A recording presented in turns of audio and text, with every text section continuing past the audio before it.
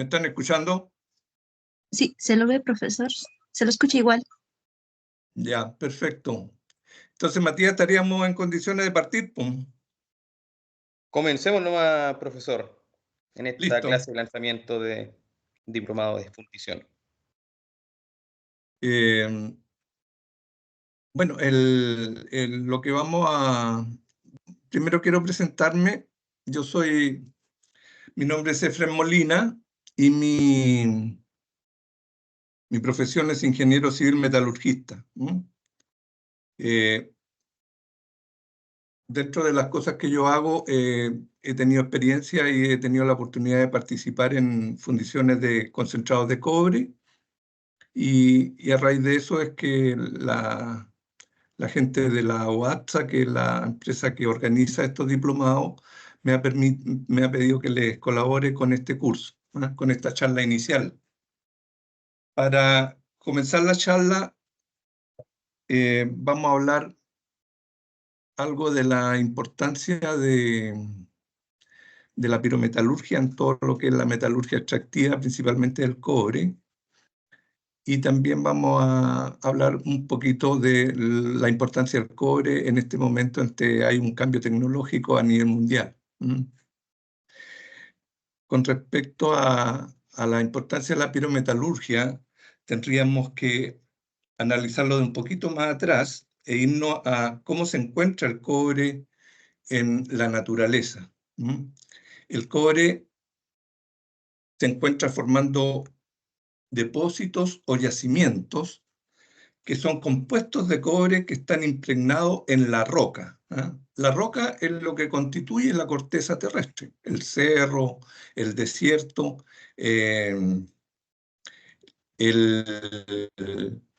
la pampa, toda la área, ¿cierto?, están formadas principalmente por roca, que son estructuras químicas, ¿cierto?, en base a sílice. La sílice es el óxido de silicio que responde más o menos a la estructura del vidrio. Luego las rocas tienen variedades de composiciones de silicio y dentro de esas rocas se impregna el cobre.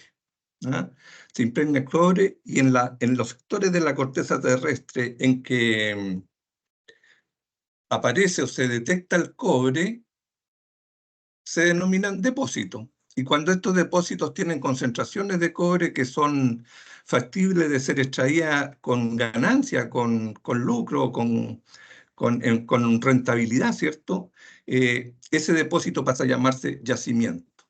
Ahora, dentro de los yacimientos que se explotan a nivel nacional, ¿cierto?, y en el mundo, los más importantes son los yacimientos de cobre porfíricos.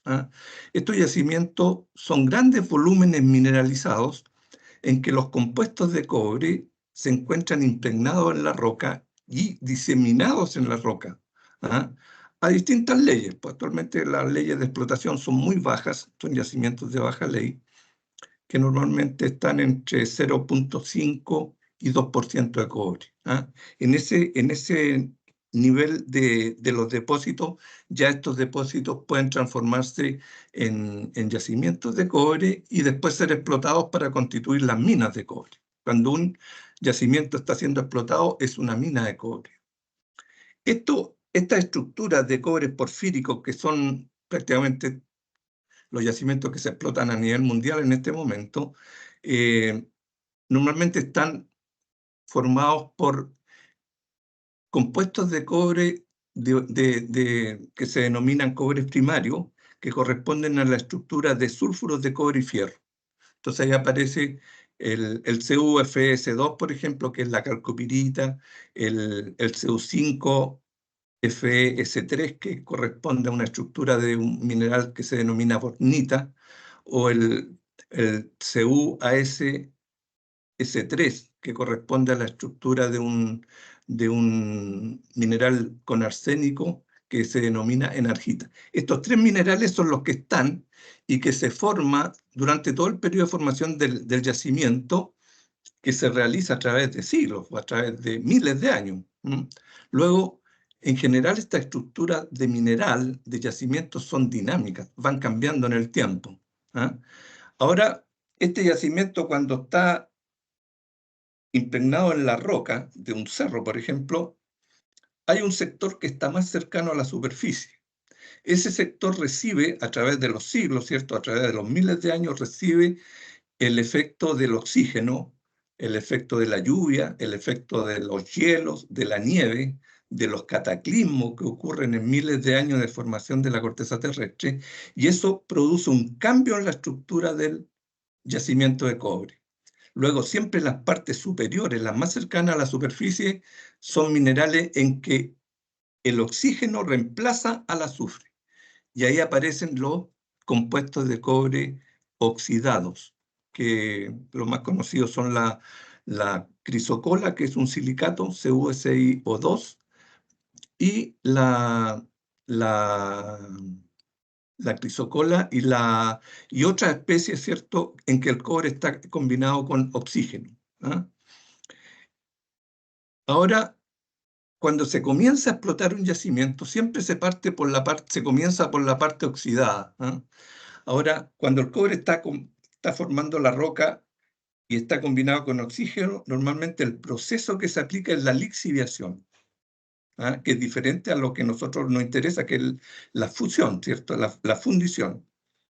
Esta lixiviación permite, ¿cierto?, se saca el mineral, se coloca en un reactor, se coloca en una pila, ¿cierto?, y ahí se ataca con ácido y se obtienen soluciones de cobre, las cuales se pueden precipitar para obtener cobre catódico de calidad, ¿cierto?, como conductor eléctrico. El problema que hay es que el efecto de la naturaleza sobre el yacimiento es limitado en el tiempo, y normalmente los minerales oxidados son los que tienen menor cantidad en la reserva general de yacimientos de cobre. Las reservas oxidadas normalmente no van más allá de un 15 o un 20%. Ahora, ¿qué es lo que pasa en la minería chilena y en la minería en Sudamérica en general? Todos los yacimientos en explotación ya se han consumido la parte oxidada. Luego ellos tienen que entrar a obtener cobre a partir de la zona primaria, donde están los yacimientos sulfurados, la calcopirita, la bornita, la enargita. Ahora, cuando los minerales son sulfurados, ya no tiene éxito como proceso extractivo la lixiviación. Y ahí aparece la alternativa de la fundición. O sea, tomamos el mineral y le aplicamos energía, ¿cierto?, calor, y tratamos de liberar el cobre desde sus compuestos. ¿Ah? El problema que aparece ahí al aplicar procesos pirometalúrgicos, o sea, procesos de temperatura, es que las leyes decíamos que estaban entre 0,5 y 2%. ¿Qué significa que un mineral tenga un 1%? Significa que el 99% corresponden a minerales de la roca. ¿Ah? La roca dijimos que estaba constituida principalmente por óxidos de silicio, sílice, ¿ah? Que son las piedras que ustedes ven comúnmente en todos los lugares. Entonces, ¿qué significa? Yo tengo que gastar en calor para fundir un mineral de un 1% de cobre y un 99% de roca, en que a mí la roca no me sirve para nada, yo lo que quiero es el cobre. ¿Ah? Luego, normalmente, un yacimiento con una ley de cobre de un 1% no genera un proceso rentable. ¿Ah? El costo de fundir el 99% de la roca hace que los procesos no sean rentables, no generen riqueza y por lo tanto no se explotan. ¿Ah? Entonces, ¿qué es lo que ha hecho la tecnología? Ha buscado métodos en que de alguna manera se separe el cobre de la roca, de manera de aumentar la concentración del cobre. Y ahí aparecen todo lo que es las plantas concentradoras, que ustedes seguramente deben haber visto alguna en alguna oportunidad, que son instalaciones industriales que toman el mineral que llega de la mina con un 1% de cobre y lo llevan a un concentrado que tiene, por lo menos, puede variar entre un 25 y un 40 o un 50% de cobre el concentrado. ¿Ah? Luego, al subir el cobre de un 1% a un 30%, la cantidad de roca a mí se me reduce de un 99%, se me reduce a un 70%. En esas condiciones, como la cantidad de cobre aumentó de un 1 a un 30, ya el valor de ese cobre permite la fundición o permite el paso al estado líquido por calor, ¿cierto?, del 70% de la roca que trae el concentrado. Entonces, el problema estaba en que había que tener un método para concentrar el cobre por sus propiedades físicas. Y ahí alrededor del año 1907 aparece y descubren los santato, que son reactores que le permiten eliminar la mojabilidad a los minerales de cobre, principalmente a los minerales de cobre sulfurados, ¿no? Entonces, ahí los procesos de concentración, por ejemplo, las concentradoras que están en aplicación en este momento, basan su proceso en la mojabilidad de los sulfuros de cobre. Los sulfuros de cobre se mojan con agua, pero si yo le agrego un reactivo tipo santato, que es lo que descubrieron en el año 1907, el mineral de cobre sulfurado deja de mojarse y empieza a adherirse a burbujas. O sea, ellos son más ávidos de adherirse a las burbujas. Entonces, en las concentradoras lo que se hace es generar un sistema, ¿cierto?, en que en un estanque hay pulpa que tiene reactivos tipo santato, hay una pulpa mineral que tiene los sulfuros, ¿cierto?, con la roca, pero los reactivos se adhieren a los sulfuros de cobre y los transforman en hidrofóbicos, o sea, que no les gusta el agua. Y de ahí se le inyecta una corriente de aire y todas esas moléculas de cobre sulfurado se van a adherir a las burbujas de aire.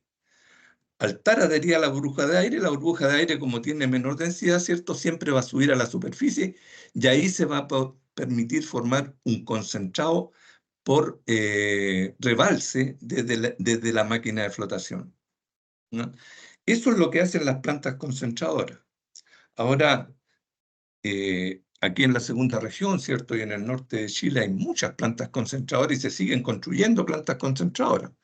Por ejemplo, Escondida empezó en el año 95, más o menos, el 90, y construyó la concentradora Los Colorados. Después, por el 2000, construyó Laguna Seca, que es la segunda concentradora, y ahora, hace unos 5 años, construyó una tercera concentradora, que es el proyecto GP1, que es una segunda línea de Laguna Seca. O sea, la actividad extractiva de Escondida es formación de concentrados. Y esos concentrados van directamente a China, que es el principal comprador de concentrados. China en este momento funde el 40% del cobre que es primario que se produce en el mundo, en el cobre de mina. Bueno, después Escondida también construyó la concentradora de Spence, aquí en Sierra Gorda, al lado de Sierra Gorda. Centinela o Antofagasta Miner construyó la concentradora de Centinela y ahora en este momento está iniciando una inversión de 4.400 millones de dólares para construir una segunda concentradora, ¿no? Paralelamente, ya partió la concentradora Quebrada Blanca y en la primera región, el proyecto QV2. Ellos lixiviaban sulfuros secundarios tipo calcosita con bacterias en pilas permanentes, llegaron a la zona primaria con calcopirita y inmediatamente construyen una concentradora, me parece que está alrededor de 240.000 toneladas de tratamiento para producir concentrado. O sea, la reserva de cobre mundial es exclusivamente sulfurada, en un 80% de todo el cobre que hay disponible en la corteza terrestre. El proceso son las concentradoras, ¿no? ¿Y qué pasa con los concentrados? Los concentrados para obtener el cobre tienen que ir a fundición, que es el tema que interesa a nosotros ahora analizarlo en este curso. O sea, tenemos una gran cantidad de instalaciones industriales en las distintas mineras que producen concentrados. Y esos concentrados hay que fundirlos. Y ahí, como les digo, aparece la importancia que tienen el proceso que usted, o el diplomado que ustedes están iniciando ahora, porque es un proceso industrial de obtención de cobre puro, cobre con una pureza de por lo menos 3,9 en el cobre anódico. O sea, usted a través de la concentradora y la fundición pasan de un mineral de un 1% de cobre, pasan a un cobre metálico puro de 99,9% de cobre. Ahora, ¿cuál es el dilema del proceso? Es que un cobre anódico que lo obtienen en la fundición todavía no sirve para conducir la corriente eléctrica. Entonces ahí es necesario realizar una nueva refinación, ya no pirometalúrgica, sino una refinación por electrólisis, que es lo que se hace en las refinerías de cobre, y se disuelve el ánodo que se obtiene por fundición y se precipita en un cátodo. Y en ese cátodo el cobre ya tiene 4,9, o sea, tiene una pureza de 99,99% cobre, y ese cobre ya tiene aplicación como conductor eléctrico, ¿cierto? En todas las necesidades que tiene la civilización en este momento. Entonces, tenemos una gran cantidad de concentradoras que están produciendo concentrado. ¿Qué es lo que se hace con el concentrado en este momento? Se funde en fundiciones nacionales. En Chile teníamos 6 fundiciones, que de sur a norte era Caletones, que está en el Teniente, la edición del Teniente de Codelco, Chile. Después está Chagre, que es una fundición que está ahí en Catemu, que es de Anglo American. En Ventanas, ¿cierto? Está una fundición de Codelco, que acaba de cerrarse, ¿cierto? Procesaba alrededor de 400.000 toneladas de concentrado al año. Después más acá está Alto Norte, al lado de Antofagasta. Está Potrerillo en Potrerillo. Y la fundición de Chuqui. Son 6 fundiciones. Y la otra que había hasta hace una semana atrás, la fundición de Paipote, que era de NAMI, que también se cerró en este momento. O sea, de las 6 fundiciones que había en el país, ahora tenemos 4. Ahora, eso podría ser una mala noticia porque estaríamos disminuyendo nuestra capacidad de fundición, ¿cierto? Y lo que se hace en el mundo es aumentar la capacidad de fundición para producir el cobre que están produciendo las concentradoras. ¿Ah? Bueno, esto se soluciona porque hay un compromiso y hay mucha claridad en cuanto a la estrategia de desarrollo del país, ¿cierto? De que el país tiene que construir fundiciones. ¿Ah? Codelco cerró Ventanas, 400.000 toneladas menos. Enami cerró Paipote, 300.000 toneladas menos. Y la nueva Paipote, que se va a comenzar a construir en un corto plazo, principalmente financiada por recursos del gobierno, va a tener capacidad de 800.000 toneladas. O sea, la nueva Paipote reemplaza a Ventana y reemplaza a la antigua fundición de Paipote, y a su vez tiene un adicional de 100.000 toneladas más de tratamiento de concentrado. Y de ahí tendría que venir, en el corto plazo, una segunda, o sea, una nueva fundición acá en la segunda región, que todavía no está definido el lugar donde se va a instalar, pero tendría que ser una fundición de gran tamaño, alrededor de 1 millón de toneladas año de concentrado, de tratamiento de concentrado. ¿Quién es el gran fundidor que hay en el mundo en este momento? Son los chinos. Los chinos que están beneficiados, ¿cierto?, por la gran población que tienen, por tener una mano de obra barata y por tener una capacidad económica prácticamente ilimitada. Ellos en este momento tienen 22 fundiciones de cobre. Y son todas fundiciones grandes, de más de 1 millón de toneladas de cobre anódico, o sea, cobre producido. Eso significa que tratan cantidades grandes de concentrado, porque el cobre es el 30% del concentrado. O sea, si producen 1 millón de cobre anódico, ¿cierto? Quiere decir que están fundiendo 3 millones de toneladas de concentrado. ¿Ah? O sea, son concentradoras muy grandes y eso les permite fundir el 40% de los concentrados que se producen en el mundo. Indudablemente que nuestros concentrados chilenos principalmente van a China. Ahora, ahí, bueno, ahí hay una estrategia de desarrollo, hay aspectos económicos que no son técnicos, pero lo importante es que nuestro país tendría que en este momento ya empezar a dirigirse y a desarrollar una estrategia para poder generar actividad económica a través de la incorporación de valor agregado a los concentrados y instalar, hacer o construir fundiciones, ¿no? Primero, la modernización de Paipote, después la segunda fundición aquí en la segunda región, y de ahí seguramente van a tener que continuar algunas otras fundiciones, de manera de que Chile, que es el principal productor de cobre primario que hay en el mundo, ¿cierto?, tenga una significación de la misma manera en la producción de cobre ya catódico, cobre de uso como conductor eléctrico. Yo no sé si esta explicación general para explicarle la importancia de la pirometalurgia dentro del procesamiento de minerales de cobre, no sé si tienen alguna pregunta. Yo estoy dispuesto, ustedes pueden preguntar en cualquier momento, me interrumpen y vamos aclarando cualquier consulta. Yo tengo muy claro que este es una charla introductoria en este diplomado. Algunos de ustedes puede que estén trabajando en alguna fundición de aquí de la segunda región, pero siempre es importante, ¿cierto?, situar cuál es la importancia dentro del espectro general de lo que es la producción de cobre en Chile y en el mundo con respecto al proceso o a la experticia que ustedes quieren lograr, ¿cierto?, a través de este diplomado en tecnologías de fundición y refinación de cobre.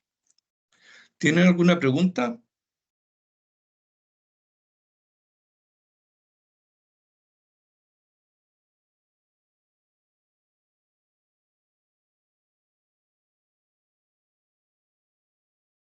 ¿No tienen ninguna pregunta?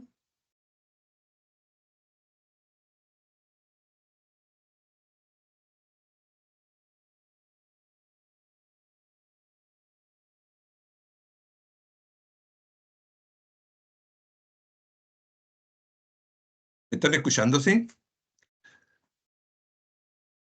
Uno de los participantes que me conteste para saber yo si estoy llegando bien, si estoy hablando claro, si estoy hablando a buen tono. ¿Estamos bien, dice ahí Patricio? Brandon también. También la escucho bien. Lo que vamos a hacer ahora, después que ustedes ya saben cuál es la importancia de la pirometalurgia dentro de lo que es la metalurgia extractiva del cobre, es hacer y entrar en una presentación general, muy general, de lo que es el procesamiento de concentrados de cobre en las fundiciones. Y lo vamos a hacer principalmente a través de mostrarle a ustedes diapositivas que muestran los equipos. O sea, vamos a ir viendo los distintos equipos y vamos a ir viendo cómo se está produciendo la concentración. Acuérdense que el concentrado que entra a fundición tiene un 30% de cobre, alrededor de 30%. Y lo que nosotros queremos sacar ahí, dentro del proceso pirometalúrgico, un cobre anódico de un 99,9% de pureza. O sea, de 30% vamos a subir a 99,9% de pureza. Eso significa que el cobre anódico todavía no es conductor eléctrico, pero ya tiene alrededor de 1000 partes por millón de impurezas, que son justamente las que le impiden ser conductor eléctrico. Esa impureza, cuando ustedes hacen una electrorefinación, que sería la última etapa electrolítica, ¿cierto?, permite que los cobres catódicos tengan menos de 100 partes por millón de impureza. Con menos de 100% ya el cobre conduce bien, con eficiencia, la corriente eléctrica. Y en el caso de los cobres catódicos nacionales, de hecho, nuestro país es líder en tecnología del cobre, ¿eh? Bienvenida, Laura, Ana Laura. Nuestro país es líder en tecnología del cobre y nuestros cobres catódicos están alrededor de menos de 50 partes por millón de impurezas. Incluso yo diría que la mayoría se logra con menos de 20 o 25 partes por millón de pureza. Eso significa que los cobres catódicos producidos en refinerías chilenas son de una alta calidad y de una excelente conductividad eléctrica, ¿ah? Que no lo hacen comparable con cobres de otras latitudes donde hay menos experticia en cuanto a lo que es la metalurgia extractiva. ¿Mm? Bienvenida, Jocelyn. Buenas noches, ingeniero. Mi nombre es Efren Molina.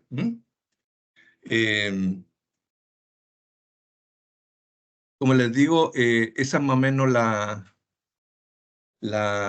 vamos a tratar de hacer un análisis, como le digo, con fotito, de manera de que veamos los equipos y cómo se va produciendo la concentración, en qué etapa estamos. De hecho, es importante tener muy claro que la pirometalurgia, lo que vamos a hacer es fundir, romper la molécula del sulfuro de cobre, de manera a obtener el cobre separado de los componentes del mineral y separado de los componentes de la roca.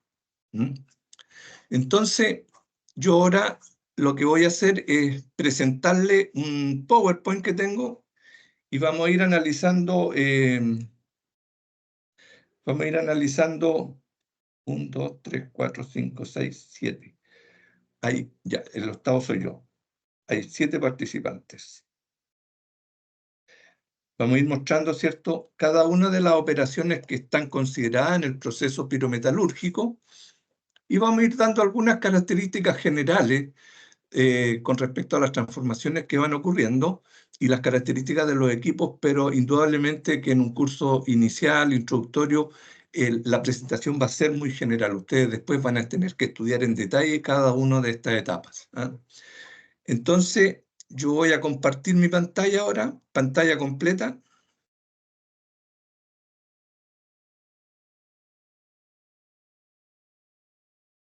Compartir completa pantalla.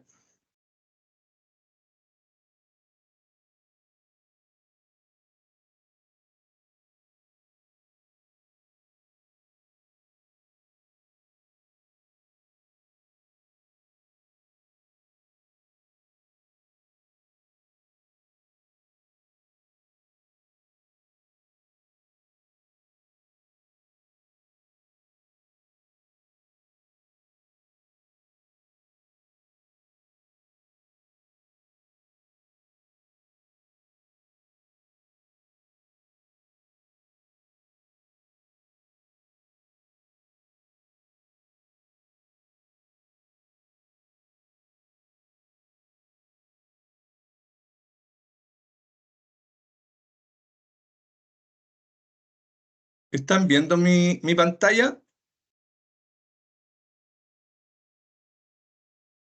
Sí, genial. ¿Están viendo? Dice curso de introducción a los procesos de fundición. ¿Me están escuchando y están viendo bien? Yo aquí voy a mostrar algunas láminas de este curso, que son las que me interesan a mí para explicarle y darle continuidad al desarrollo de la exposición en esta charla inicial. Vamos a ir a la lámina 11.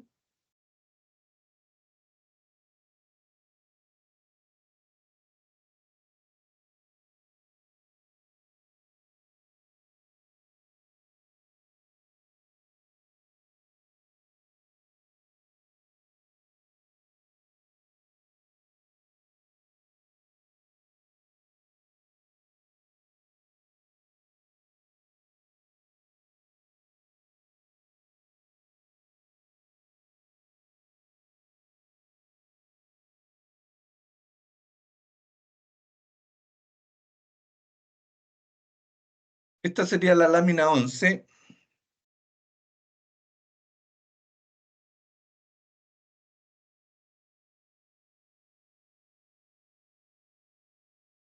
¿Se alcanza a leer el contenido de la lámina o le agrando la lámina? Porque puedo agrandarla.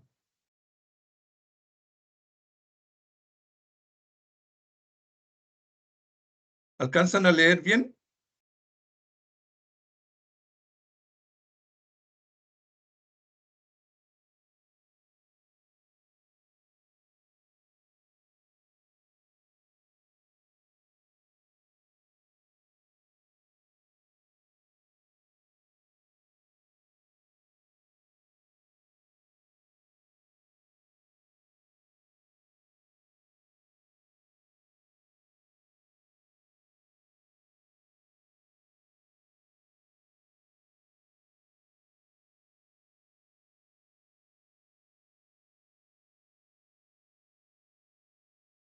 Ya, ahí se pudo agrandar.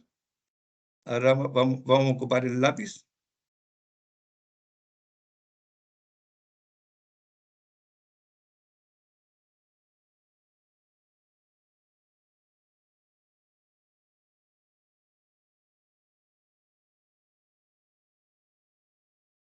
Ya, ahí tenemos puntero láser. Entonces, los procesos que se utilizan en pirometalurgia del cobre son estos que están y que aparecen aquí. ¿Ah? Para entrar a un proceso en que yo voy a aplicar calor a alta temperatura, yo lo primero que necesito es secar el concentrado. Acuérdense que el concentrado viene de un proceso de concentración húmeda en la flotación. Luego después el concentrado se filtra, se pesa, se filtra, se seca. ¿Ah? En la etapa de secado yo permito que se elimine prácticamente todo el agua de humedad que tiene el concentrado para que entre a un proceso de fundición a alta temperatura. Los procesos de fundición se realizan a temperaturas de alrededor de 1300 grados, 1250, 1300 grados. ¿Ah? Luego, normalmente no conviene que llegue humedad o llegue agua a esa temperatura porque la expansión del agua a vapor es muy explosiva en general. Entonces, normalmente en los reactores de fundición o los reactores de fundición conversión, se trata de llegar con concentrado relativamente seco, al menos de entre 0 y 0,2% de humedad, nunca más. Ahora, siempre existe la posibilidad, ¿cierto?, de que como los sulfuros, o sea, los minerales de cobre son sulfurados, puede existir un exceso de azufre dentro del concentrado. En ese caso, se aplican también los procesos de tostación parcial del concentrado, que se hace, podría ser con dos alternativas, con dos necesidades. Una, eliminar azufre por tostación. El azufre en un ambiente oxidante siempre va a preferir estar con el oxígeno y formar un gas tipo SO2 que seguir con el cobre. Y la otra alternativa es eliminar algún contaminante volátil, como es el caso del arsénico.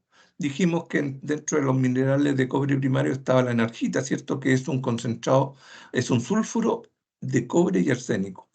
¿Ya? Estos concentrados normalmente se tuestan de manera de eliminar el arsénico, considerando que el arsénico es un contaminante que le quita conductividad al cobre, luego hay que eliminarlo. ¿Ah?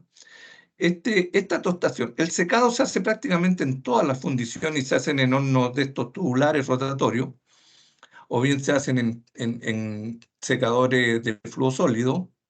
Y en el caso de tostación por eliminación de arsénico, esto se realiza en la división de MH, división Ministro-Jales de Codelco, aquí en Calama. Ellos tienen como mineral principal la enargita y por lo tanto después de concentrarlo, el concentrado se tuesta para eliminar arsénico de manera de que el concentrado entre a la fundición sin arsénico. Si el arsénico llega a la fundición, va a seguir al cobre durante todo su proceso y va a llegar al ánodo. Luego, una oportunidad más eficiente de eliminar el arsénico es con una tostación parcial. En DMH tienen un tostador fuego sólido que les permite eliminar el arsénico en los concentrados. Estas dos etapas, como les digo, son alternativas. El secado siempre hay que hacerlo, la tostación cuando se necesita. Y después está la fundición. Aquí ya nuestro concentrado, ¿cierto?, con los aditivos necesarios para formar una escoria, se le somete a cambio de fase, o sea, los concentrados de estado sólido pasan al estado líquido a través de la aplicación de calor. O sea, la fusión se realiza a temperatura alrededor de los 1300 grados. ¿Y qué es lo que va a pasar en la fundición? Es solamente un cambio de fase.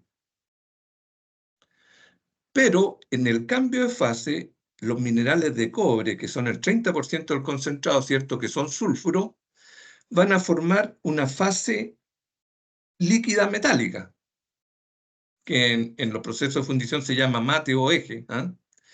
Y la roca, las partículas de roca que formaban el 70% del concentrado, va a formar, que son minerales tipo óxidos de silicio, ¿cierto? Va a formar una fase separada más liviana, que son óxidos de silicio líquidos también. Entonces, el problema va a ser en que yo voy a tener dos fases en la fusión, una fase de óxidos y una fase de metálica. Y estas fases están dentro de un reactor y por lo tanto están mezclándose, están a alta temperatura, se están formando gases, o sea, hay un mezclaje más o menos difícil de explicar ahí. ¿Ah?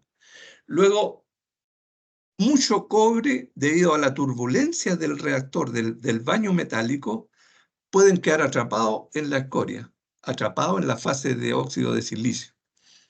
Entonces, lo que se hace es buscar una estructura de escoria que permita la separación del cobre que está atrapado en la escoria. Y esa estructura es una estructura de óxidos de fierro con sílice. ¿Ah? Y algunos fundentes que son de menor concentración, tipo calizas, por ejemplo, y otras cosas que se le echan, de manera de armar una estructura de un compuesto de óxido que se llama fayalita. La fayalita tiene la capacidad de concentrar todos los óxidos, ya sean de fierro o de sílice, y dar la posibilidad de que los sulfuros metálicos líquidos que están atrapados se separen. ¿Ah? Luego, durante la fundición, se separan en dos fases líquidos. Y como la escoria está sobre la parte metálica, que contiene el cobre, ¿cierto? Se separan por diferente nivel nomás. Del crisol, donde están los líquidos fundidos, se abre una piquera, que es una canal hacia afuera, y se saca la parte superior, que sería la escoria. Y una vez que se llena nuevamente el crisol, se saca por otra piquera el metal que contiene el cobre, que sería en este caso el eje de cobre. ¿Ah? Luego después se separan esos dos. Bueno, y de la fusión voy a tener dos productos, uno metálico donde está el cobre y uno de escoria donde están los óxidos, pero tiene cobre atrapado. Luego, ¿cuál sería mi problema hacia adelante? En el caso del eje, yo voy a tener que eliminar el fierro y el azufre que está combinado con el cobre, y en el caso de la escoria, yo voy a tener que tratar esa escoria en cuanto a sus propiedades físicas, fluidez, ¿cierto? Temperatura, de manera de que el cobre atrapado se separe. Y ahí aparecen los procesos de limpieza de escoria y los procesos de refinación del cobre. ¿Mm? ¿Cuáles son los procesos que sigue la fase metálica? Es la etapa de conversión. ¿Ah? Esta etapa de conversión se realiza en dos etapas. ¿Ah? El eje que salió de la fusión, que dijimos que era la parte metálica, son sulfuros de cobre más sulfuros de fierro. Entonces, la conversión, la primera etapa, es inyectar un reactor. Se hace en otro reactor, ¿cierto? El eje que salió del horno de fusión se instala en una taza de fierro fundido, ¿cierto? O una olla de fierro fundido, y se traslada a otro reactor. Y ahí aparecen los convertidores Peirce-Smith, que hacen la etapa de la conversión. Esos convertidores tienen la posibilidad de inyectar aire con oxígeno enriquecido a través de orificios que tienen en el fondo, que se denominan toberas. Al meter oxígeno yo a una fase metálica de sulfuro de fierro y cobre, el sulfuro va a preferir estar con el oxígeno y se va a ir a los gases. Y el fierro, en un ambiente oxidante, de sulfuro va a pasar a óxido de fierro, y si yo le agrego como un fundente tipo sílice, me va a formar nuevamente una fase de escoria tipo fayalita, que es la que también se nos formó en la etapa de la fusión. Luego, esa escoria, yo por giro, por pivoteo del reactor de conversión, yo puedo separarla de la fase metálica, que ya no va a ser eje, no va a tener fierro, sino que va a ser solamente sulfuro de cobre. ¿Se ve? O sea, el reactor permite separar la fase de escoria simplemente porque la escoria siempre va a sobrenadar la fase metálica, que es más pesada. Los metales son más pesados que los óxidos. Y de ahí el reactor de conversión pasa a una segunda etapa. esa segunda etapa en que solamente me quedan en el reactor el sulfuro de cobre, yo nuevamente soplo o agrego aire enriquecido en oxígeno y formo gases tipo CO2 que salen del reactor, los gases salen por la campana, ¿cierto? Recolectora, y ahí me queda solamente el cobre. Y ese cobre ya es un cobre obtenido pirometalúrgicamente, que se llama cobre blister. El cobre blister tiene 2 nueves de pureza, tiene un 99% de pureza, o sea, tiene un 1% de impurezas. Luego es una fase metálica pura de cobre, pero que no tiene utilización como conductor. Prácticamente no sirve ni siquiera para hacer aleaciones el cobre blister. El cobre blister es un metal, una fase metálica negra, generalmente de color muy negro, porque tiene exceso de oxígeno, porque el proceso de conversión es con inyección de oxígeno.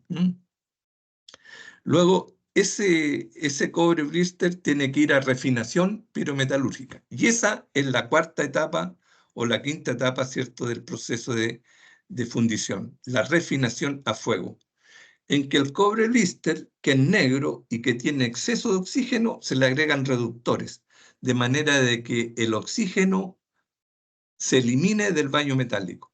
Al sacarle el oxígeno con reductores tipo hidrocarburos, por ejemplo, puede ser gas, puede ser madera, son compuestos de combustibles fósiles, puede ser madera, puede ser petróleo, puede ser oil fuel o puede ser gas natural, ¿cierto? Se permite que el oxígeno o forme una escoria sobrenadante o bien forme gases. Esa escoria se retira simplemente por limpieza del baño metálico a través de una boca auxiliar en el horno de fusión. El horno de refinación normalmente es un horno que se denomina horno basculante, que lo vamos a ver, lo vamos a mostrar enseguida. Y ahí ya se genera el cobre anódico, o sea, cobre que tiene 3,9 de pureza. Entonces el cobre con 3,9 de pureza, que desgraciadamente todavía no sirve para conducir la corriente eléctrica, yo lo puedo moldear a la forma de ánodo. Y con esos ánodos yo entro a la electrorefinación, que sería la última etapa fuera del proceso pirometalúrgico a través de un proceso de electroquímicos de electrólisis, en que el ánodo se me disuelve dentro de un electrolito, viaja a un cátodo y precipita en el cátodo como cobre catódico, y ahí recién yo tengo una lámina de cobre de 4,9, un 99,99. Luego, estas son las 5 operaciones unitarias que está considerado en las plantas de fundición. Considerando que la tostación es requerida solamente cuando se necesita. Luego, en el fondo, nosotros vamos a tener siempre un secado del concentrado, una fusión, una conversión, o sea, 2 etapas de la conversión y la refinación a fuego. Hay reactores de fundición que son capaces de hacer solamente la fundición, y que son de gran capacidad. Por ejemplo, Chuquicamata, la fundición de Chuqui tiene el horno flash, que es un horno de gran capacidad que se acerca a hacer un horno autógeno desde el punto de vista calórico, ¿cierto? Que recupera mucho calor, tiene una caldera en los gases y que genera eje como producto de fundición. Y hay otros reactores tipo los hornos de convertidor teniente, ¿cierto? Que se llaman hornos CT, que realizan esta fundición y simultáneamente realizan la primera etapa de la conversión. Entonces, los reactores de fundición CT, en vez de entregar un eje, que son sulfuro de cobre y fierro juntos, entrega solamente el sulfuro de cobre, que se denomina metal blanco. Entonces, ese metal blanco, esa fase, al separarla del horno CT, va a un convertidor, pero ya realiza solamente la segunda etapa, que es el soplado a blister. Entonces, esos 2 tipos de reactores son los que están en las fundiciones chilenas. En Chagres también hay un horno flash y hay un horno CT. Y la otra fundición, Caletones, tiene 2 hornos CT. Ventanas tenía un horno CT. Paipote tiene un horno CT. Alto Norte tiene Un horno CT, no marca CT, sino es un horno convertidor tipo Noranda. Ellos fueron en algún momento, ¿cierto?, propiedad de una empresa canadiense, y ellos tenían un desarrollo similar al CT, que se denomina reactor CT, reactor Noranda, pero que es una copia del CT, así que es lo mismo. Y Chuquicamata tiene un horno flash de gran capacidad y tiene el CT2, que es un reactor que hace la fundición y la primera etapa de la conversión con mucha eficiencia. Dentro de las fundiciones, la fundición de Chuquicamata es la más grande que hay en el país y tiene una capacidad de fusión anual de más o menos 1.600.000 toneladas de concentrado. Eso significa que si tiene 1.600.000, la tercera parte es cobre. O sea, produciría alrededor de 5 por 3, 15, alrededor de 500 a 600.000 toneladas de cobre anódico. Y procesaría 1.600.000 toneladas de concentrado. Esa es la fundición más grande, que es la de Chuquicamata. Eso es lo que considera este diplomado, que ustedes conozcan y puedan, ¿cierto?, entender todas estas operaciones. Ahora vamos a ir a la lámina 18. Yo me voy a tener que desarmar aquí, ¿sí? Vamos a ir fin a la presentación. Volvimos acá, vamos a la lámina 18.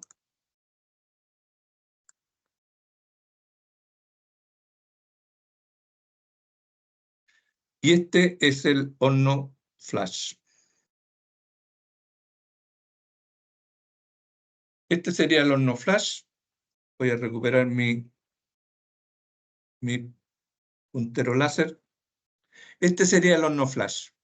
O sea, aquí hay una torre de absorción o de reacción. Aquí arriba hay una inyección de concentrado seco.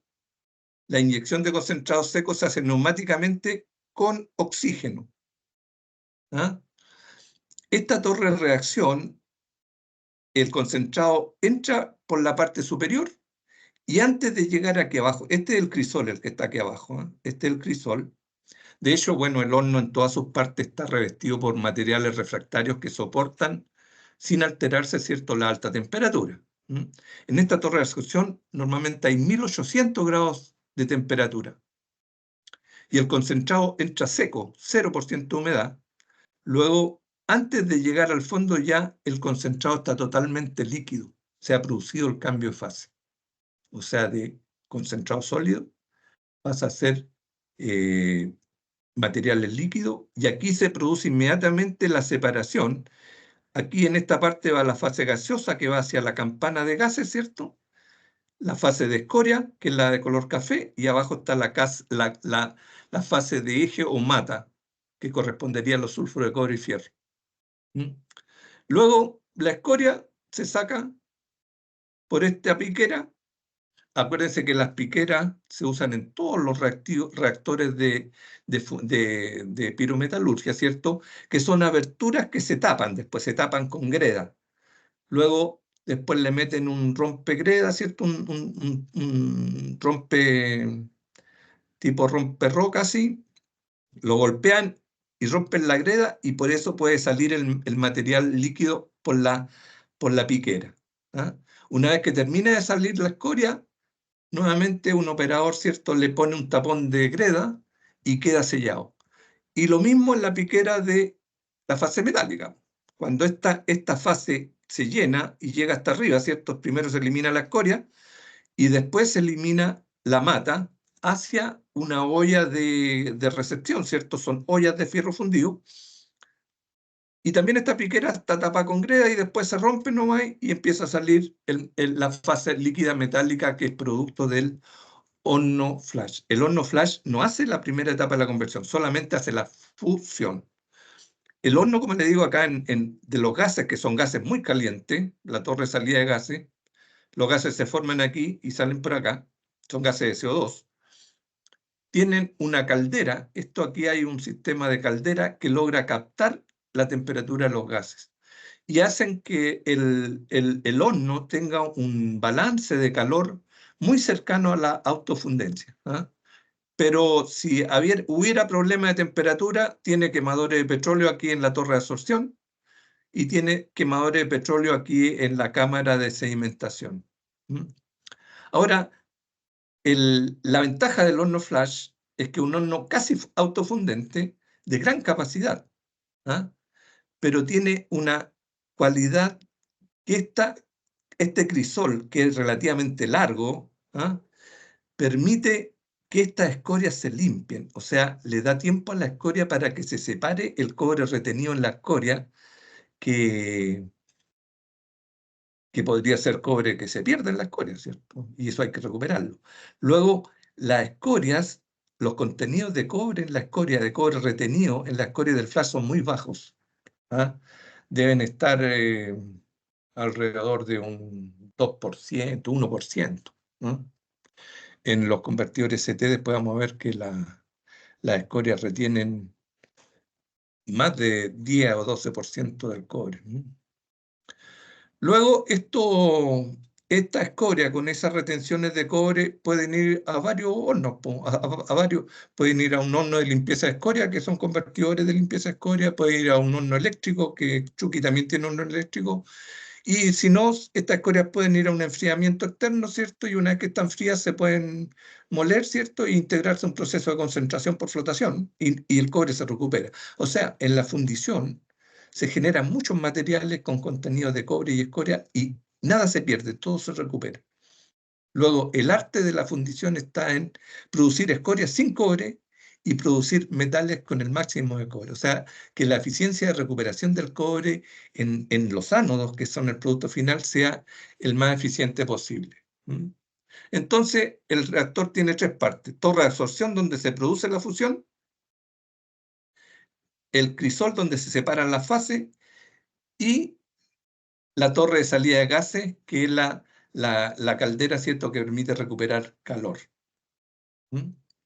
Todo el horno, en la torre de absorción, en la torre de salida de gases, en el crisol, todo está revestido por material refractario. Los refractarios son materiales también en base a sílice y otros materiales que son resistentes a la fundición, o sea, funden a 3600 grados. Luego aquí, cuando tenemos alrededor de 1300, 1800, los refractarios no se funden. Luego pueden constituir y proteger la carcasa del horno sin ningún problema. Si hay alguna pregunta, tienen que irmela haciendo. Yo me voy a desarmar para mostrarle el horno CT. Voy a desarmar aquí, fin de la presentación, y me voy a ir a la lámina 18. No, esa 18 lámina. Vamos a ir a la lámina 36, que también tiene el horno flash, la 36.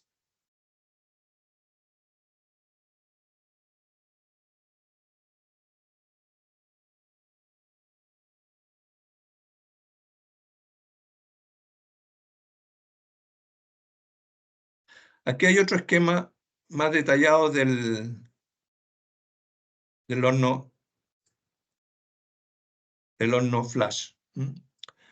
Aquí está la inyección de concentrado seco. Aquí está la inyección de oxígeno, aire enriquecido en oxígeno. Aquí hay un quemador, ¿cierto?, que permiten que la torre de absorción tenga una alta temperatura. Y aquí abajo está la fase escoria y la fase de eje. El eje se elimina por esta zona y la escoria se elimina por el otro lado.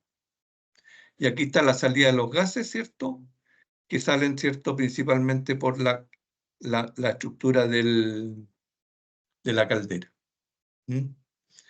El tamaño del horno flash de Chuquicamata tiene 21 metros de largo por 8 metros de ancho y 2 metros de altura. Esas serían las dimensiones del crisol o del settle.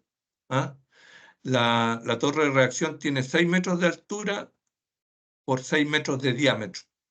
6 metros de diámetro.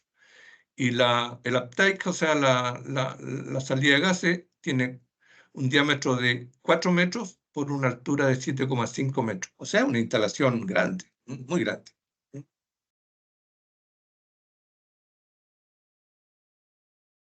Y también aquí en la zona del Settler, ¿cierto? Hay quemadores de combustible en el caso de que haya pérdida o necesidades de mayor temperatura. Voy a sacar esta lámina.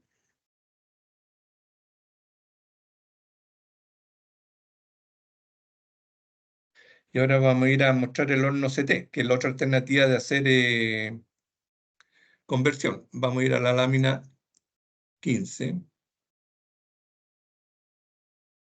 ¿Se entendió más o menos cómo funciona el flash?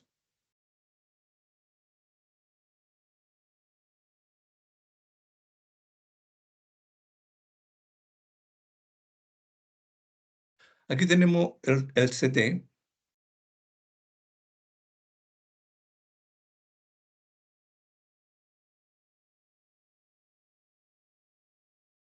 El horno CT es un horno cilíndrico. No es como un tarro de Nescafé, sino es un tarro de Nescafé, pero más largo. Y tiene un garhur, que se llama, que permite adicionar elementos sólidos, que pueden ser materiales secundarios de la fundición. Escorias, pueden ser materiales tipo carga fría, etc. O cosas metálicas, cobre metálico. Ahora, la inyección de concentrado va directamente al baño. Esta es la inyección de concentrado. A través de estas 4 lanzas, y el concentrado se inyecta directamente al baño. Aquí está el baño. Luego, esta inyección de color blanco son las inyectoras de concentrado. Y las otras líneas que hay ahí, que son las toberas, que están en el fondo del cilindro, que son entradas de oxígeno, aire enriquecido en oxígeno. Entonces, en el baño fundido se funde inmediatamente el eje que produce los sulfuros de cobre y fierro. El fierro se oxida por efecto del oxígeno que está entrando por estas toberas y se genera una fase metálica de solamente sulfuros de cobre, que es el metal blanco. Y el metal blanco se saca por un lado del reactor. Aquí está la piquera del metal blanco. Y la escoria que se forma sale por el otro lado del reactor. Y los gases salen por la campana de gases. Luego, el reactor tiene y puede pivotear, porque aquí tiene una corona, ¿cierto?, en que puede girar el horno. Pero el giro normalmente se hace solamente para sacar las toberas del soplado o para meter las toberas al soplado. O sea, las toberas son fijas y cuando gira el horno se conectan las toberas. Si no necesitamos soplar, se gira el horno y se desconectan las toberas. Luego, el pivoteo del horno permite, ¿cierto?, sacar o entrar a las toberas de oxígeno. Y la inyección de concentrado es a través de inyectores, pues estos 4 inyectores de color blanco.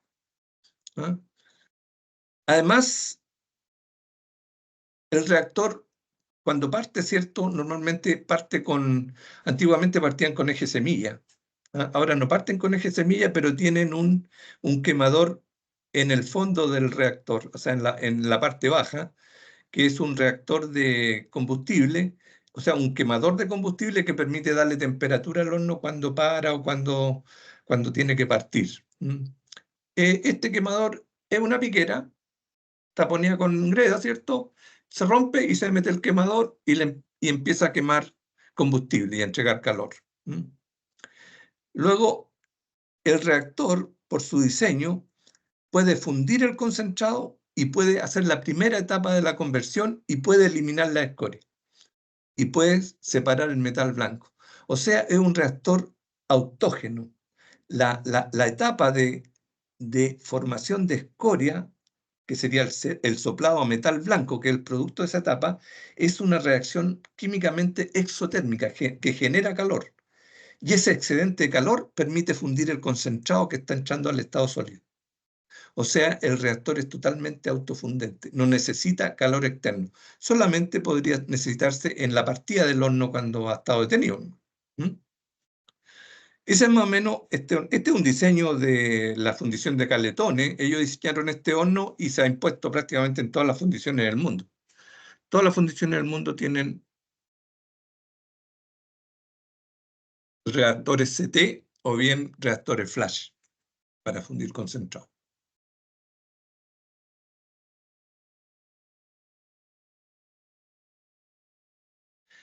Tenemos otra lámina para el CT, que es la 39.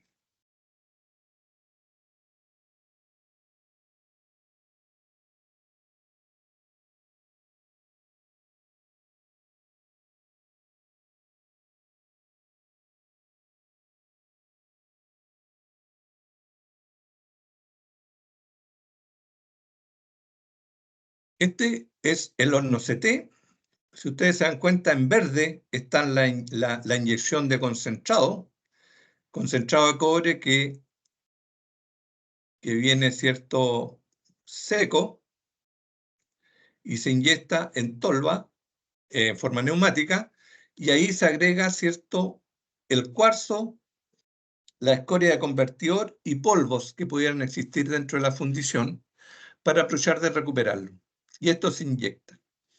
Y el oxígeno se inyecta a través de una planta de oxígeno que produce oxígeno concentrado, se sopla junto con aire y se produce la mezcla de aire enriquecido en oxígeno que entra a través de las toberas que están de color rojo.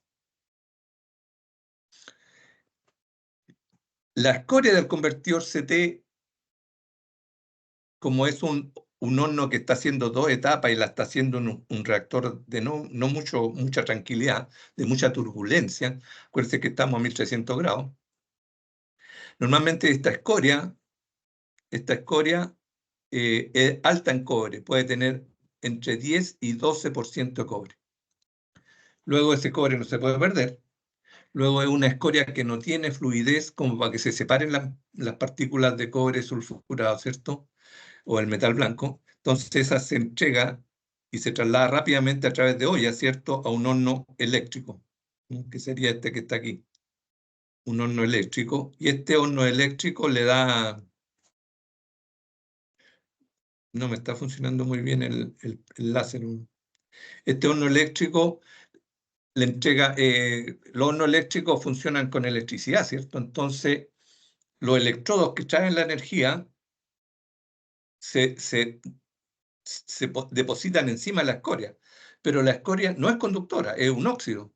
Al no ser conductora, la corriente que viene por el electrodo de grafito, que son de grafito, produce un arco eléctrico, y ese arco eléctrico es mucha energía y es la que permite subirle la temperatura a la escoria, y al subir la temperatura de la escoria tiene más fluidez y ahí permite que las moléculas de metal blanco se separen por gravedad simplemente. ¿Mm? Y después esa escoria normalmente se granalla para ser reutilizada en una forma. Y se obtiene del horno eléctrico, ¿cierto?, un metal blanco que ya es puro sulfuro de cobre y que tiene alrededor de un 72% de cobre. ¿Ah? O sea, nosotros entramos con un concentrado de 30, en el horno de fusión salimos con eje, que tiene un 50% de cobre, y de la primera etapa de la conversión que realiza el CT salimos con un metal blanco de 72% de cobre. Si vamos a un convertidor y le hacemos la segunda etapa de la conversión, 72. ya podemos subir a 99,9.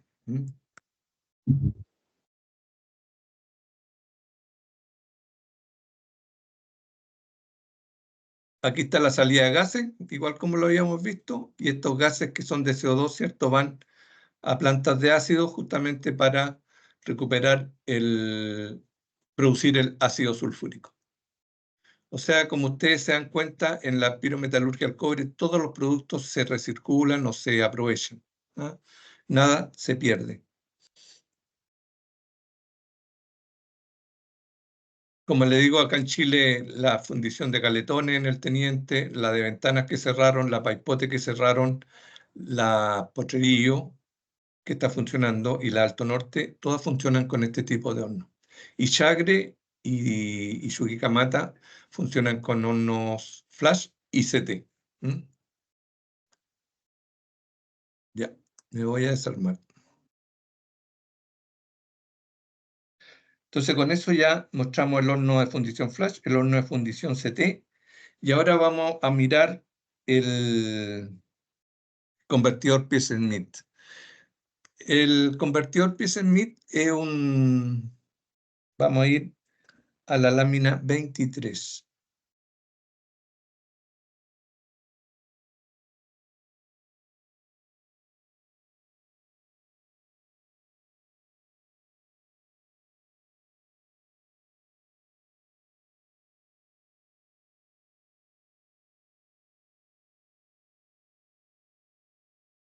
Este es un convertidor Pearce-Smith. Es un cilindro, o sea, un tarro en Nescafé, que tiene una abertura superior y que puede pivotear a través de una corona, ¿cierto? Se puede pivotear, inclinar o girar.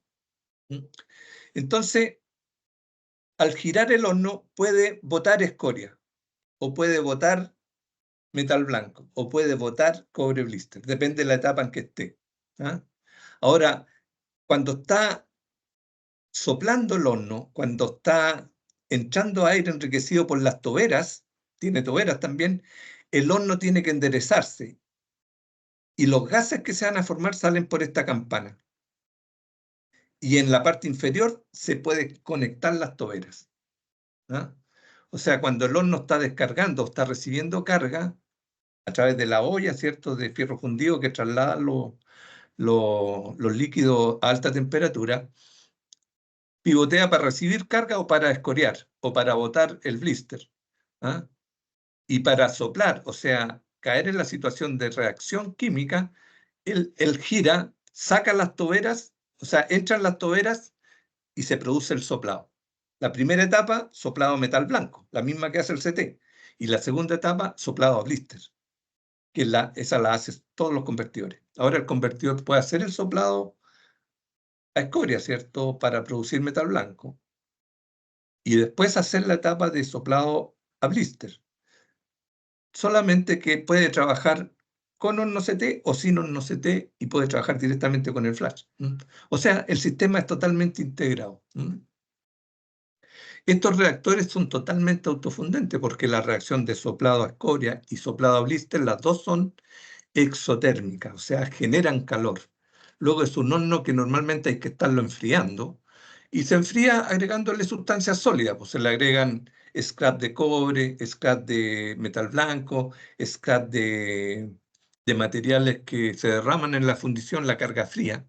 En la fundición siempre hay muchos materiales que caen al suelo y todos van a dar al convertidor, porque los recolectan, los preparan, ¿cierto? Los chancan si es necesario la carga fría y se retornan al horno. O sea, el horno es capaz de recibir materiales sólidos y aprovechar su exceso de calor para fundirlo, ¿Mm?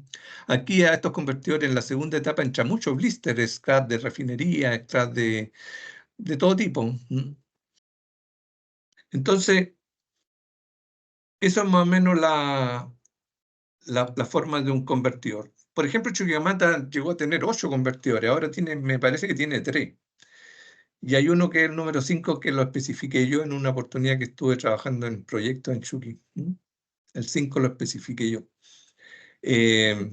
Vamos a ver otra lámina que muestra, sería la lámina 40, que muestra también el convertidor.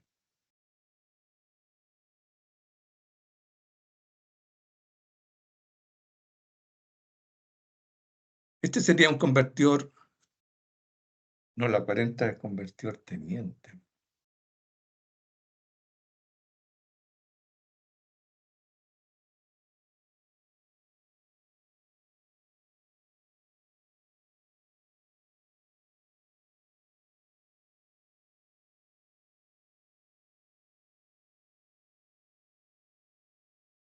La 40 no, es la 43. Ahí está. Este es el convertidor Pearce-Smith en forma más esquemática.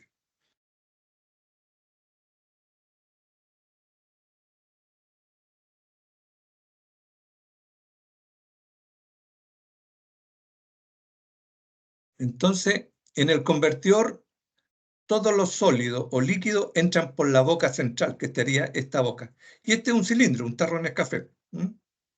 Entonces aquí entra carga fría, restos de ánodo, scrap de cobre, todo lo que se pueda aprovechar y que tenga contenido de cobre. Entra, si viene del horno flash, entra eje, sulfuro de cobre y fierro. Y si viene del horno CT, solamente metal blanco, sulfuro de cobre. El reactor puede estar en la primera etapa o en la segunda etapa, depende de lo que esté recibiendo en la carga. ¿Ah? Al pivotearse puede botar la escoria sobre tazas, ¿cierto? O ollas de acero fundido para que se vayan a otra parte. Luego puede eliminar escorias que si son altas van a un horno de tratamiento de escoria. O si son bajas, va directamente al botadero de escoria en que se enfrían las escorias y se pueden mandar a plantas de flotación para recuperar los cobres remanentes. Y también por esta misma, en la segunda etapa, puede pivotear, ¿cierto? Se conectan las toberas con aire que están aquí abajo. Aquí abajo están las toberas que están inyectando. Ahí están las líneas de tobera. Están inyectando el oxígeno enriquecido. Cuando se gira el horno, las toberas salen del sistema, o sea, se desconectan. Quedan fuera de la piquera, por lo tanto, no, las piqueras se tapan, ¿no? Y ahí el reactor puede descargar escoria o puede descargar cobre blister. ¿Ah? Y también puede recibir fundentes. En este caso hay una correa que le entrega fundentes que son para la primera etapa del soplado a escoria, para que se forme la fayalita. Luego, estos reactores son capaces de pivotear y todo lo hacen por la boca. Ahora, lo que sale por la boca también son los gases de combustión, principalmente en la segunda etapa del proceso, en que se sopla a blister. Y lo que se le está quitando al metal blanco es el azufre, que se va con el oxígeno como gas. Luego aquí falta una salida que es el gas de CO2.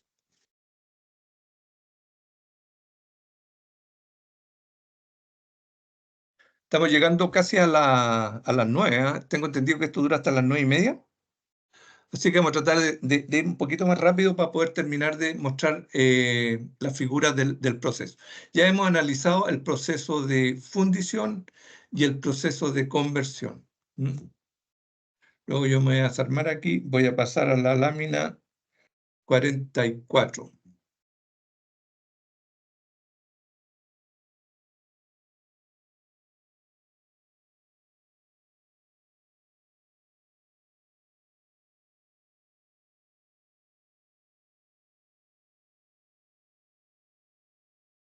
Aquí están más o menos las características de un convertidor Peirce-Smith, ¿cierto? Lo que entra. Entra eje de horno flash, metal blanco de los convertidores tenientes. Puede entrar eje de un horno de tratamiento de escoria.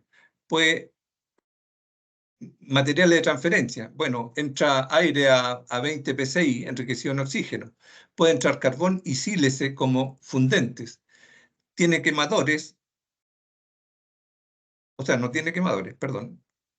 O sea, carga fría, scrap, energía eléctrica, agua, refrigeración. Estos quemadores son los que se utilizan para echar a andar el convertidor, para calentar el convertidor y se hacen a través de la boca también. Se meten quemadores y se sacan después. Energía eléctrica para moverlo, agua de refrigeración. Bueno, de hecho el reactor tiene una carcasa de fierro y adentro está revestido y protegido por ladrillo refractario. Y reactivo, puede agregársele petróleo cuando se quema, aire, carbonato, barreta, etc. O sea, es un horno que admite todo lo que pueda producirse. Y las salidas son, bueno, en la segunda etapa cobre blister, en la primera etapa escoria, materiales fundidos, gases metalúrgicos, gases fugitivos, gases de combustión, radiación, tobera, acreción, etc. Esas son las partes del horno. Durante el curso ustedes van a aprender a entender y a apreciar cada uno de los materiales que puedan entrar al reactor. Esa es la 44. Entonces ahora vamos a ir a la etapa de soplado a escoria. Eso lo tengo en la lámina 25.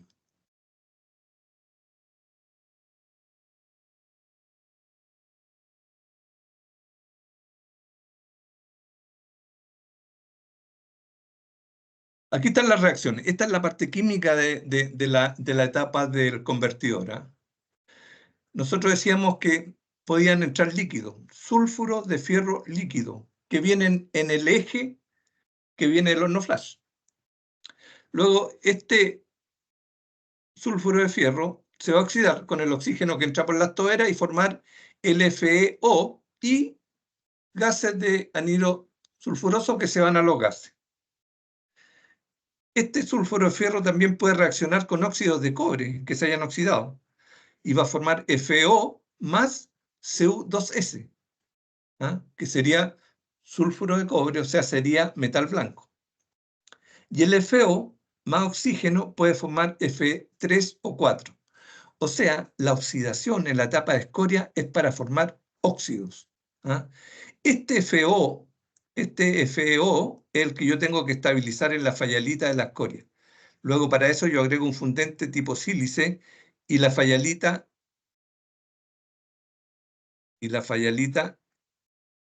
es 2FeO.SO2. Esa es la estructura química de la fayalita. Luego el FeO que se formó acá, más el SiO2, da 2FeO-SiO2. Y esta es la fayalita y es la estructura de la escoria, ¿no? ¿Qué es lo que pasa con este Fe3O4? Este Fe3O4, por condición del proceso, también pasa a FeO. Luego se integra acá a la fayalita. Luego, la etapa de soplado a escoria, el objetivo es producir fayalita y dejar el baño metálico de metal blanco, solamente de sulfuro de cobre. Todos los sulfuros de fierro se van a oxidar y se van a ir en la fayalita. Después en la 26 está lo que ocurre en el soplado a cobre, que es la segunda etapa de la conversión. Y el Cu2S es el metal blanco, lo que quedó abajo. Más oxígeno. A ver, voy a recuperar mi puntero. El metal blanco más oxígeno, cobre metálico. Este es el cobre blister. Y el oxígeno se va con el azufre hacia los gases. El CO2 líquido más oxígeno también puede oxidarse. Pero este óxido de cobre con metal blanco produce cobre. O sea, se reduce el óxido de cobre con el metal blanco para producir cobre blister. Este es cobre blister y gases. O sea, en el fondo, en la etapa de soplado a cobre blister, en el reactor se producen gases que se van a la campana y abajo queda la fase metálica de cobre blister, que es un cobre negro, que decíamos, porque tiene exceso de oxígeno, viene de una etapa de oxidante. Eso es lo que le quería mostrar ahí nomás en cuanto a reacciones. En el soplado blister. Después viene el problema del blister, que tiene exceso de oxígeno. Luego tengo que refinarlo pirometalúrgicamente. Entonces ahí vamos a ir a la lámina 29.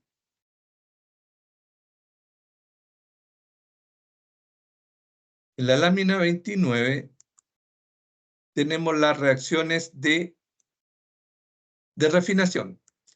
Bueno, el cobre blister se integra a un horno que se llama horno basculante, ¿ah? Que es un horno también tipo así cilíndrico, que tiene una ventana, o sea, una puerta arriba al centro y tiene un auxiliar al lado.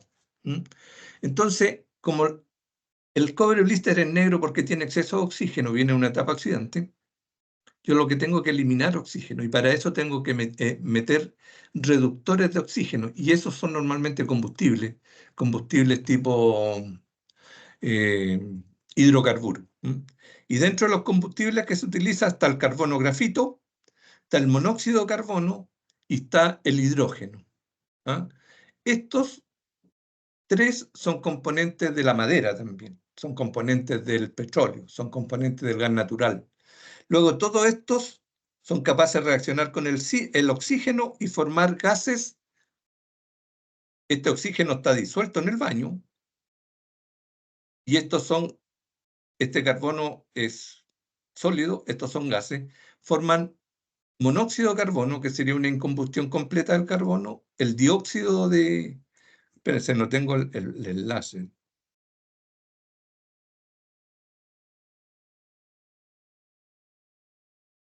el CO con oxígeno hace la combustión completa, dióxido de carbono, y el hidrógeno con el oxígeno forma vapor de agua.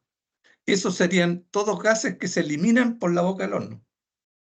Luego, ¿qué es lo que queda en el baño? Queda cobre sin oxígeno.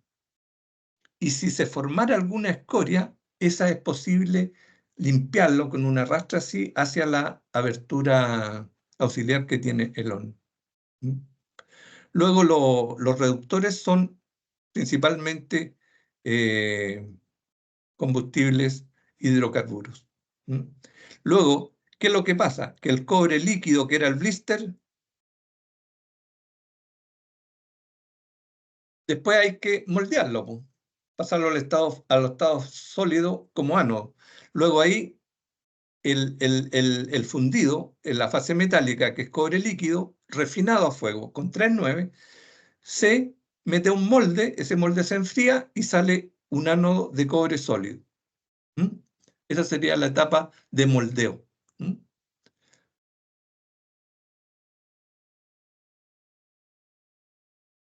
Esa sería la refinación a fuego. Después hay el horno lo vamos a mostrar en la 45.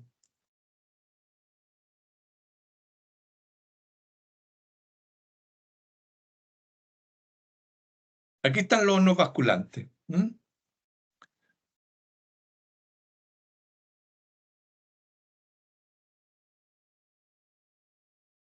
En este caso de Chuquicamata, por cada rueda de moldeo, esta es una rueda de moldeo, funciona con 2 hornos basculantes. El proceso de refinación es un proceso lento, dura como 6 horas. Entonces las fundiciones todos tienen 2 hornos basculantes y una rueda de moldeo. En el caso de Chuqui me parece que tienen 4 hornos basculantes y 2 ruedas de moldeo. Entonces, el horno basculante tiene la boca por donde salen los gases, ¿cierto? Y entran los líquidos, y tiene esta es una piquera, ¿cierto? Y tiene una abertura auxiliar que la limpian los operadores. Entonces entra el reductor, dependiendo de lo que sea, puede ser gas, puede ser líquido a través de quemadores, o puede ser madera. A estos reactores, a estos hornos le metían postes de eucalipto antiguamente. Y cada uno tiene capacidad entre 250 y 350 toneladas por carga. Y estos hornos hacen 6 por 4, 24, o sea, hacen 4 cargas más o menos al día. Una vez que ya el líquido está refinado, ya se le eliminó todo el oxígeno, se le eliminó la escoria que podría estar sobrenadando, esto se elimina hacia una taza que después va a dar a una cuchara, y la cuchara descarga en el molde, en que el molde sería el que permitiría la formación del ánodo por enfriamiento. Luego se llenan estos moldes y gira la rueda, pasa por zonas de enfriamiento, se extrae el calor, y acá ya a la vuelta ya el ánodo está sólido y se puede descargar hacia el exterior. Y los moldes se siguen utilizando. Luego, la refinación pirometalúrgica va conjuntamente con la operación de moldeo a la forma de ánodo. ¿Para qué? Para que estos ánodos entren a la electrorefinación en una refinería electrolítica. Ese sería el horno de pirorefinación o horno basculante.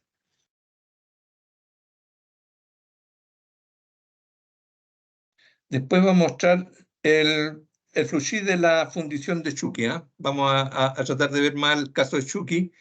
El flowsheet está en la página 31, o sea, en la lámina 31. Este sería el flowsheet.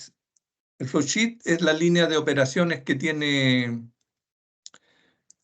o sea, cómo están ubicados los reactores. ¿Se dan cuenta? En Chuqui hay secadores, ¿cierto?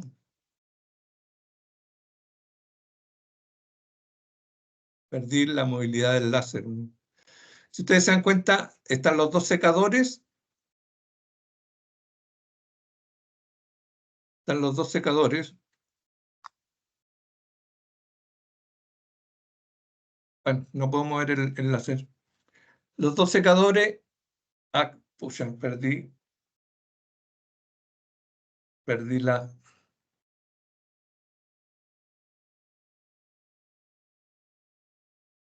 Perdí la imagen.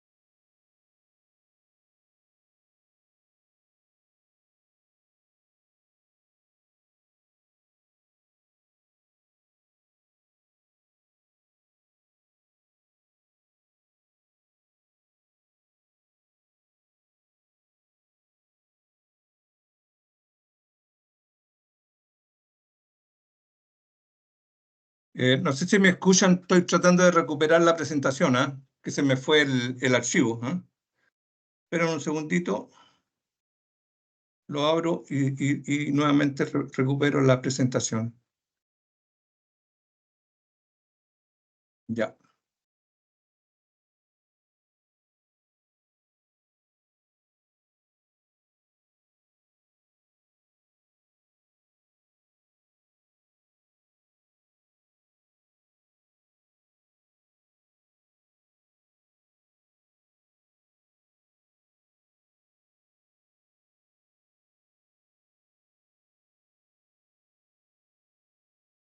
¿Están viendo la lámina? ¿Están viendo mi pantalla?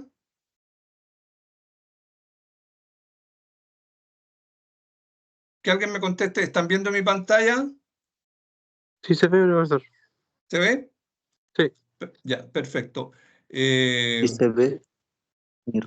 Íbamos a ver el fluxí de la fundición de Chucky en la lámina 31. Que algo apreté mal y se me fue el archivo. 31. Ya, este era lo que estábamos mirando, ¿cierto? Vamos a ver si recupero mi láser. Ya, entonces los secadores son los que secan el concentrado que viene de la planta de filtro de la concentradora, ¿cierto? Y se alimenta el convertidor teniente que está acá abajo, que es el CT2 de Chucky, y el horno flash. El horno flash, bueno, el concentrado de Chucky está alrededor de 30% de cobre. El eje tiene alrededor de 52 o 62% de cobre, más o menos. Y el convertidor teniente produce metal blanco, que tiene un 72% de cobre, y la escoria se trata en horno eléctrico, que también produce metal blanco. ¿Ah? Porque permite recuperar el cobre que no se separó de la escoria. Y este metal blanco y este eje van a los convertidores, que son 3 convertidores. ¿Ah? Cada uno tiene una capacidad de 36.000 toneladas al año, convertidores Pierre Smith, y estos están en primera, segunda etapa. Depende de lo que estén recibiendo. Si están recibiendo metal blanco del CT o están recibiendo eje del flash. Si están recibiendo eje del flash, hacen las 2 etapas de la conversión, soplado a escoria y soplado a blister. Y si reciben metal blanco, solamente hacen soplado a blister, la segunda etapa.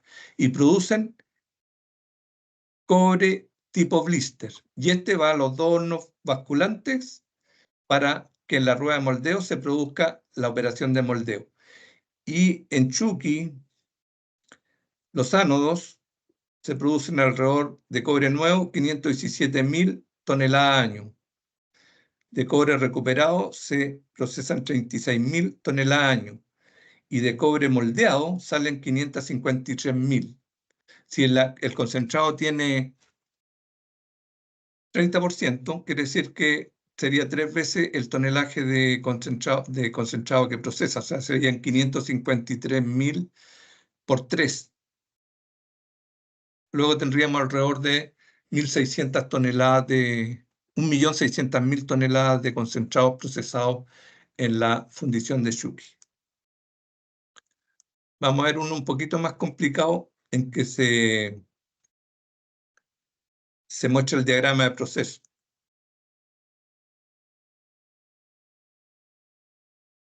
Este diagrama de proceso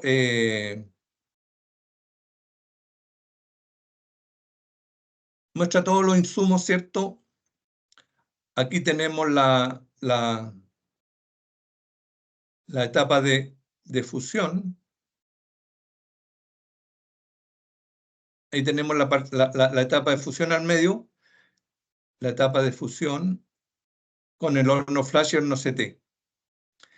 Y están esta etapa recibiendo materiales, ya sea carga fría, concentrado u otros materiales desde las camas de almacenamiento, o sea, de las camas de preparación de carga.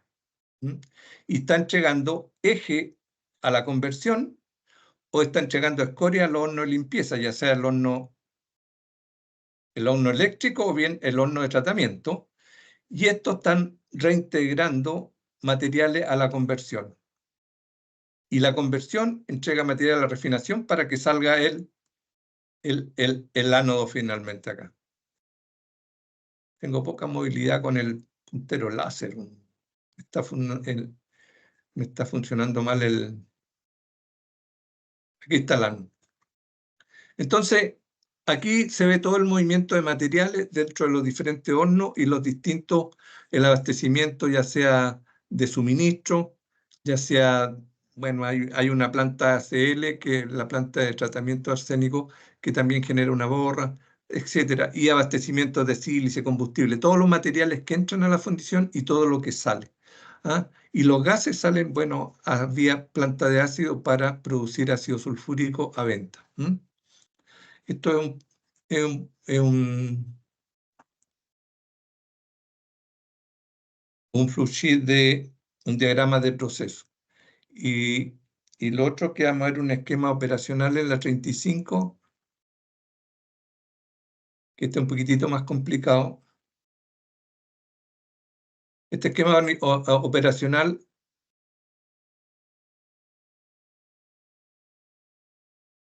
ustedes tienen los hornos acá, tienen el horno flash, o sea, el horno flash, y tienen el horno CT, tienen los secadores acá abajo, y tienen el horno de tratamiento de escoria, y acá tienen el horno eléctrico, y ahí tienen los convertidores piezas MIT. Tiene 4 convertidores en operación Chuquicamata.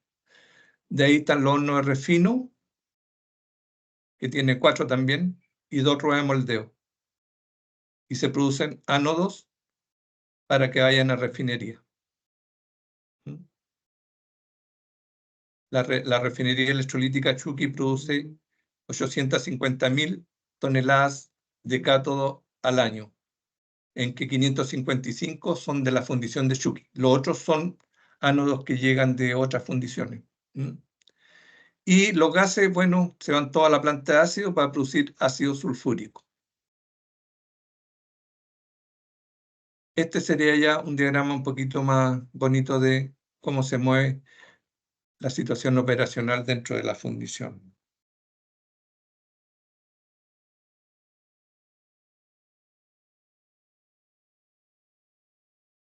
Después vamos a ver el sistema de formación de la fayalita para que lo vean. Eso lo tengo en la lámina 46.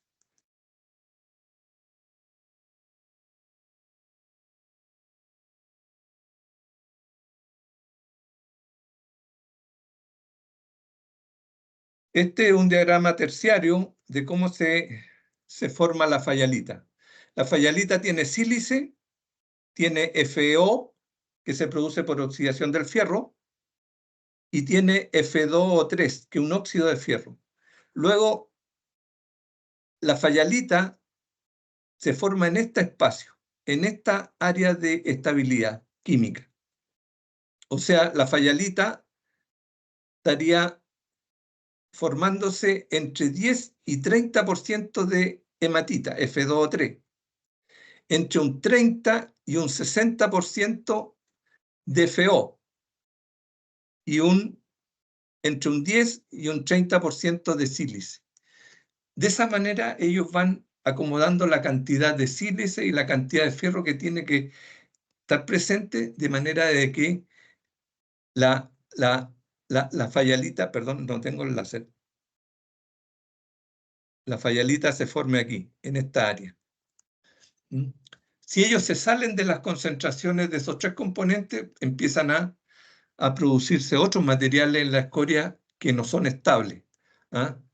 Aquí habría una wustita, que sería el FO, acá habría magnetita, que es el F3O4, y acá había una tridimita, que es otro componente. Luego ellos, para tener una escoria que haga funcionar el proceso, tienen que ubicarse en esta zona. Y este diagrama es el que manda toda la combinación de materiales fundentes que tienen que entrar al horno. Esto ya es ingeniería de proceso, pero es importante para que ustedes vean que lo que está pasando en el horno lo están manejando los procesistas. O sea, el operador lo ejecuta, pero el procesista está dándole la calidad al proceso de manera que los productos que salgan sean los correspondientes.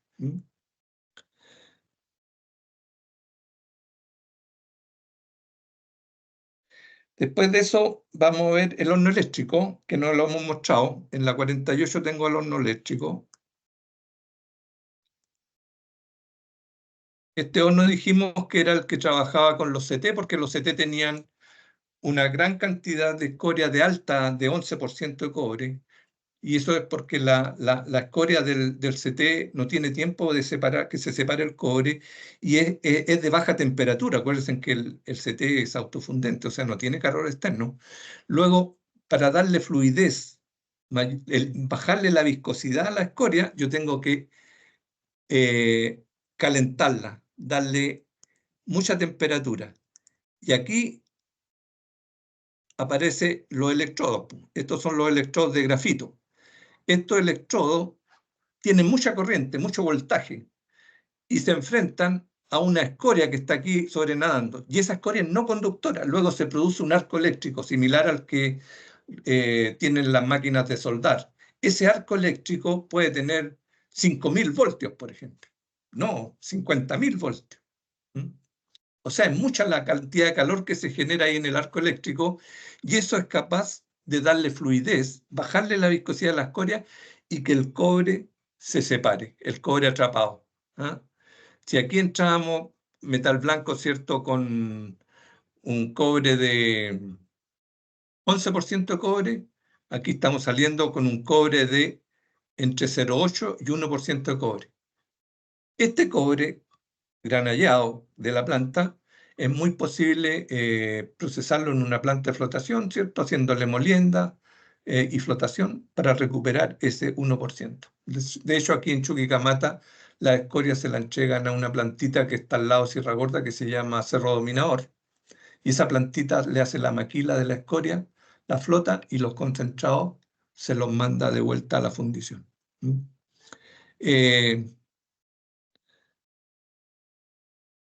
Yo le tengo mucho cariño a este horno de Chuquicamata, porque antes que construyeran el horno, yo le hice un curso de pirometalurgia a los ingenieros de proyectos de Chuqui, de la gerencia de proyectos. Y me acuerdo que cuando hablamos del horno eléctrico estuvimos como 2 días hablando del horno eléctrico, porque le interesaba mucho, porque ellos tenían el proyecto de diseñar un horno. Y después de esa clase, bueno, hicieron el horno. Luego, tiene harto antecedente, habría que meterse en un curso, ¿cierto?, especial de horno eléctrico. Hay mucho detalle, mucho cálculo que se puede hacer. Y después el último horno que me falta es el horno HLE, el horno de limpieza de escoria, que está en la 49. Aquí está el horno de tratamiento de escoria. Voy a ver si recupero mi puntero láser.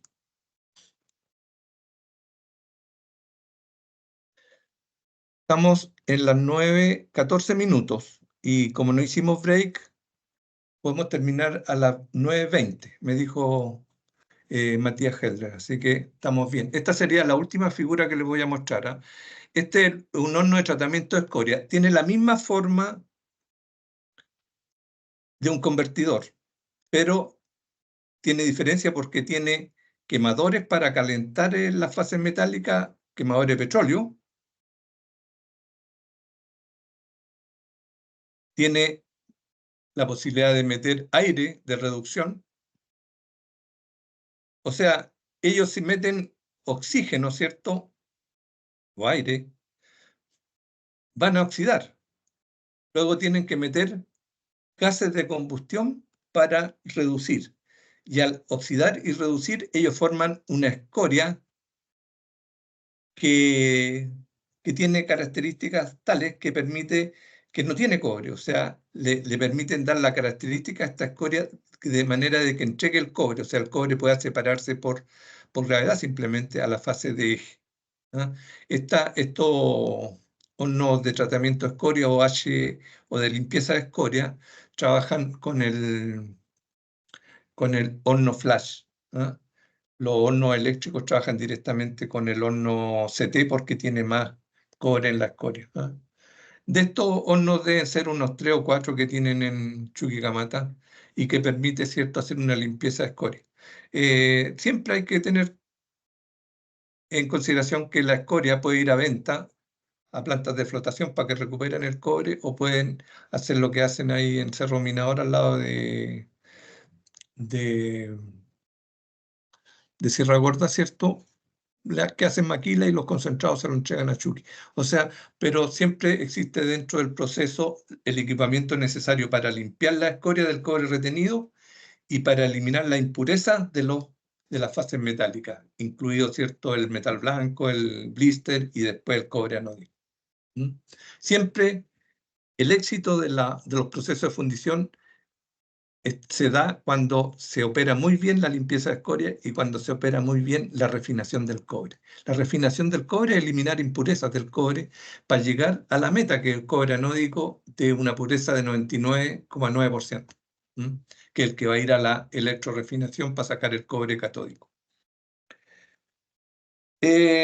Bueno, esa sería lo que yo tenía más o menos preparado. A mí me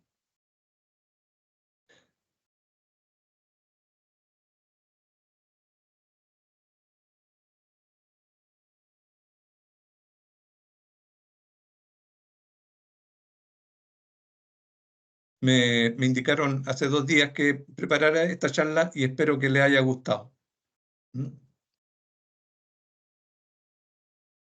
Solamente está Alessandra Beltrán. Sí, sí, pues el material, este archivo ya lo tiene Matías Geldre, ¿ah? Este archivo ya lo tiene Matías Geldre, así que yo creo que se lo pueden pedir a él. Y Matías también tiene la grabación de esta clase por si acaso hay personas que se integren. ¿Hay alguna otra consulta? ¿O simplemente nos despedimos y dejamos hasta acá esta charla introductoria al diplomado de tecnologías de fundición y refinación de cobre? Fue un paseo muy, muy breve y muy superficial, pero fue bien completo, de manera que ustedes se formen una imagen de todo lo que van a ver a través del desarrollo de sus cursos de diplomado, que espero que les vaya muy bien. Tienen futuro, van a haber más fundiciones, hay mucho concentrado, así que hay harto trabajo por delante para los que conozcan o sean expertos en fundición. Mucho gusto, pues. Nos vemos en otra oportunidad. Gracias a usted.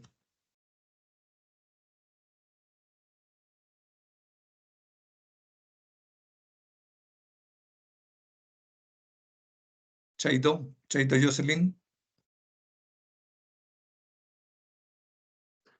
Gracias, profesor. Estuvo muy buena la clase. Espero que les guste el tema, no, pues, más que la clase. Porque si les gustó el tema van a continuar en el diplomado, que es lo que... es muy buena elección. Yo pienso que es muy buena elección que ustedes se especialicen en esto. Ok, Sí, nos vemos en otra oportunidad entonces. Hasta luego. Muchas gracias, profesor.